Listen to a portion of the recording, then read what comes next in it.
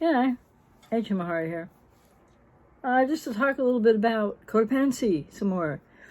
Because many people with codependency, after the BPD relationship breakup, or in the on and off, all these different iterations, the hoovering, the reverse hoovering, etc., a lot of people with codependency may not really be as aware as they need to be about the fact, as I've said in different ways, perhaps in some videos, that what the person with BPD does, or a narcissist, or anyone who's really, really hurting you and beyond, it's not your fault. That's not your responsibility.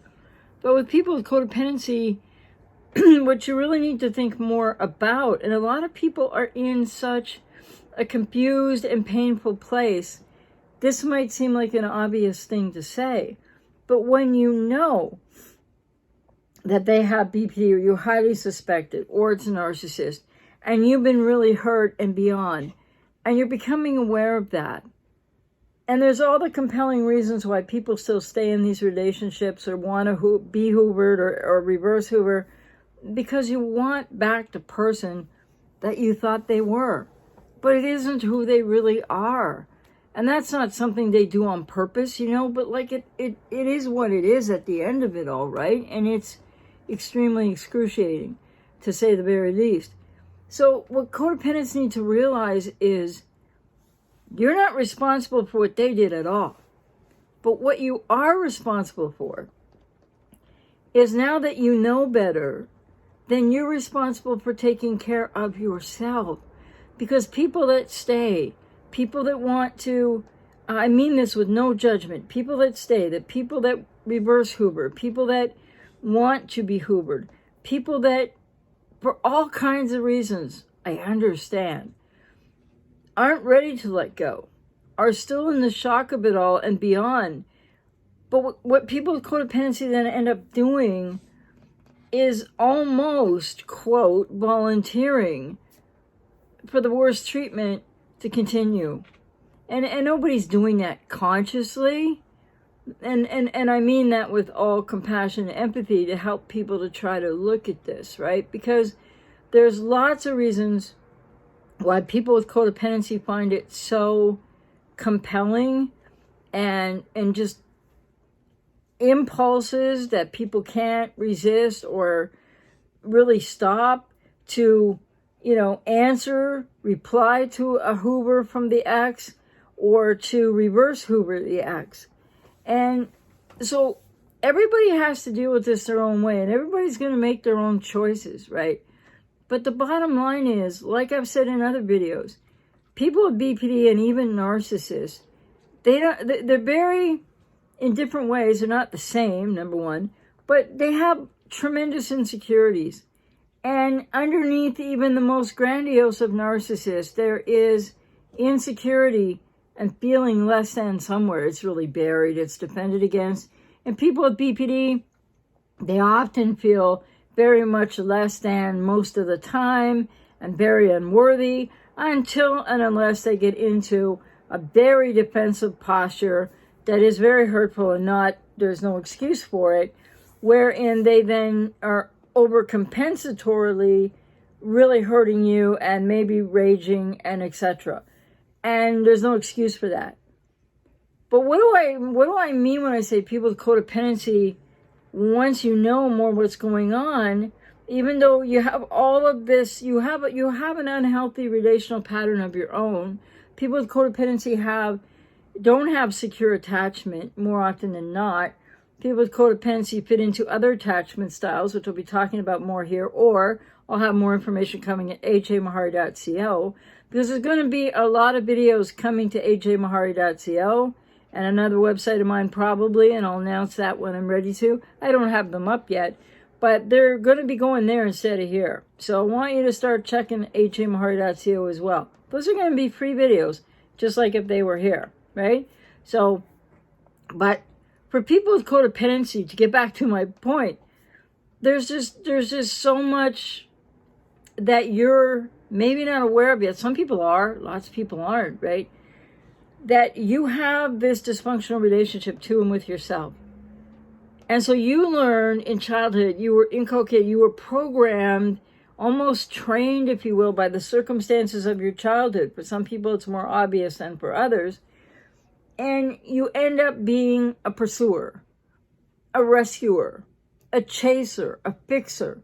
And all of those things, no matter what's happening to you. Because as kids, I know I went through it too as a kid, and trying to pursue unavailable narcissistic parents who are also alcoholic. We learn to pursue.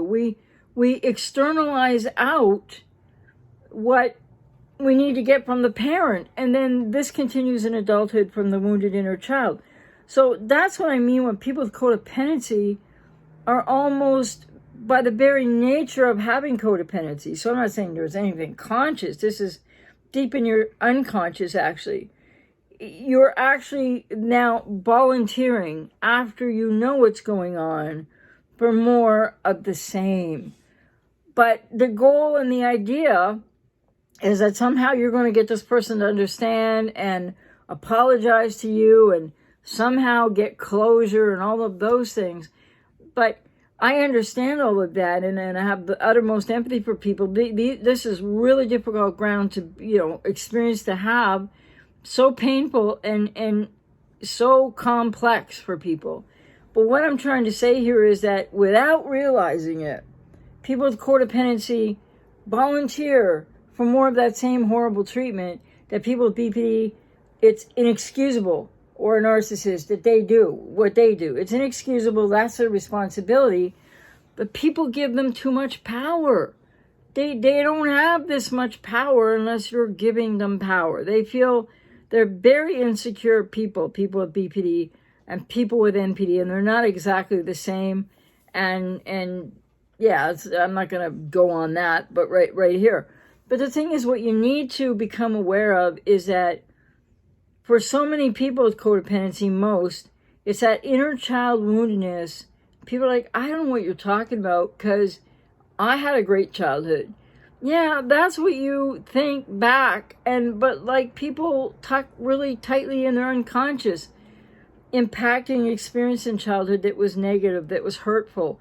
Or if it went on and it was worse than just some of the adverse experience that happens, if it was worse than that, or you had a cluster B parent and a codependent parent or an alcoholic parent, all these different situations in families. I have so many clients I've worked with, like I'm working with now, but over the years, that they don't remember parts of their childhood. Or, and it's not just people with BPD, it's people who've been with people with BPD. And the thing about that is, so you're not really aware, maybe, like everybody's in a different place. And so you, the viewer, I don't know what place you're in with your awareness, but many people with codependency aren't aware still that the reason why you find this X or whatever's going on with BPD or NPD, you find them so compelling, you are so impulsively driven to get back to, for all the other reasons that I talk about in other videos, the cognitive dissonance, the lack of closure, you didn't get seen, you didn't get heard, they don't get what they did to you, and all this matters, and it really all hurts, and it can be so confusing for people until they at least learn a lot more intellectually about what these people are doing and why. But the thing is, that doesn't help you to change emotionally. It doesn't help to change those deep-seated patterns within you, and that takes a healing and recovery journey, and that's what I work with clients to do one-on-one, and recovery from the relationship and the breakup or the ghosting. And so it's really important to know, though, that to find out, to understand that what feels so compelling about that person and who you thought they were, it's not even what you're in pursuit of. You might be in pursuit of all of that in the here and now, as far as you're consciously aware of, but there's something else going on deep in your emotional landscape, in the wounded inner child, that you're also pursuing, and it's been transferred to, projected out onto this person who, if the fit between codependents and borderlines or narcissists happens down deep in the unconscious, because there's something about that person. You could be really attracted to them. There's all the great stuff that happens in the beginning of these relationships. which codependents, like I've said before, are extremely hungry and thirsty for, because it's a kind of being seen in that idealization of the borderline or the love bombing of the narcissist.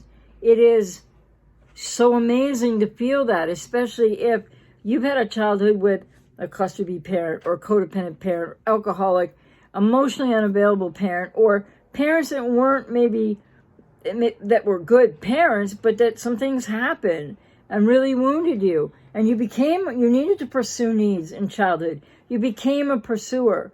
You became a rescuer. You became a fixer. You got parentified. You got too much responsibility in your childhood. So a lot of people, become adults and they kind of leave that behind. They don't think it's important. But when you have been in a relationship with a borderline or a narcissist, and for some people it's been several relationships with a borderline or a narcissist, or a narcissist and then a borderline and then a borderline. This happens to so many people. And no, none of that is your fault. I'm not saying you're responsible. You're not responsible for that and what they do to you, but then you're responsible for healing it, though.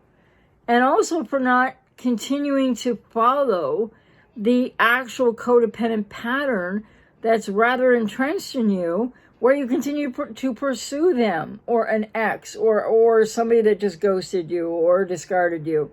And this is a really compelling thing for people with codependency, because in all of that world of hurt and confusion and betrayal and more, it's like, this seems like it's the only thing that you can do because you want to get that person back and you want to be seen and heard, like I said.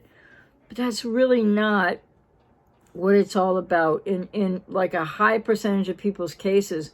But that is the way in which you consciously perceive it. It's sort of about that here and now, yeah, but that's a rewounding endeavor to partake in. And codependents do it because they're not yet aware of what's really down deep and how, who is that borderline or that narcissist really representing to you, not in the way that they're looking. People with BPD are looking for an identity through somebody with codependency, but these are obviously unhealthy bonds that really don't lead to healthy relationships, no matter how many times people cycle around and try and, let's start over, off, on, off, on. I know I don't have to tell you out there that it's extremely painful and beyond, that it's really confusing. Some people don't know where the heck they're at. They don't know which end is up. But the point is, you're now sort of unconsciously, not meaning to be, but you're volunteering to be treated the same way. That doesn't mean they have a right to do that. What they're doing is their responsibility. It is wrong. No excuse for that.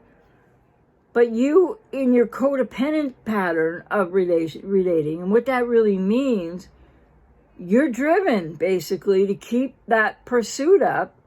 It's so hard to let go. It's so hard to radically accept, because what's waiting for you when you can radically accept it's over, or when you just say, that's enough, I can't take anymore, this is ruining my life. Well, then you have to focus on yourself, which is something that people with codependency rarely do. Over the course of a lifetime to this point, you've maybe been overgiving, externalizing out your focus, and rescuing, helping people in many ways, not only significant other relationships. So you need to realize that at a certain point of your understanding, though your emotions have not caught up, you need to be able to help yourself to get into healing recovery. I'm out here to work with you if I resonate with you, because you need to stop the cycle, and you need to learn more about what codependency really means and what are you really playing out there yourself, that no, you don't deserve what you get, but you're just going to put yourself in harm's way over and over and over again, because people are really afraid of turning in to their own pain. People with codependency, turning into their own healing recovery journey, focusing on self. And you still have to deal with the relationship breakup, and you still have to, heal and recover from all what happened in that relationship. But the other part is like the inner child healing work and self-differentiation and family of origin, and there's other moving pieces as well. But I've had many clients, who who want to do the work, and they will get into the work, but they're like, but what does this even mean, this wounded inner child? What are you talking about? They don't conceptualize it. The real issue there is, for most people with codependency, whether you can conceptualize what I'm talking about in a wounded inner child and this process of healing and recovery, why it's not all about the person with BPD or NPD, but what's going on from your childhood as a codependent with a wounded inner child. It's exactly why you got into these relationships. You didn't deserve what you got, but it's exactly why.